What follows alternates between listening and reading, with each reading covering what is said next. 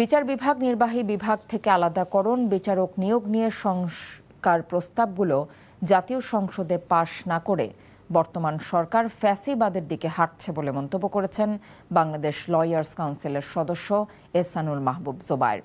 Lawyers কাউন্সিলের secretary Motiur Rahman আকন্দ আইনজীবীদের budget ভাবনা শিরোনামে এই অনুষ্ঠানে বিচার বিভাগীয় প্রশিক্ষণ, বাজেট ব্যবস্থা, আদালতের নথি ডিজিটালাইজেশন, বিচার কর্মচারীদের সংখ্যা বৃদ্ধি, বিচার বিভাগীয় সংস্কার ও কর্মদক্ষতা তহবিল গঠন সহ 9টি সুনির্দিষ্ট প্রস্তাবনা দেন। এর বাইরে পৃথক বিচার বিভাগীয় বাজেট, সুপ্রিম কোর্ট, সচিবালয় প্রতিষ্ঠা, আদালতের অবকাঠামোগত উন্নয়ন নিয়ে কথা বলেন। অনুষ্ঠানে প্রধান বিচারপতি শহীদুল ইসলাম বলেন, বিচার বিভাগকে স্বাধীনভাবে কাজ করার অধিকার দেয়া না হলে দেশে কখনো ন্যায় বিচার প্রতিষ্ঠা হবে না।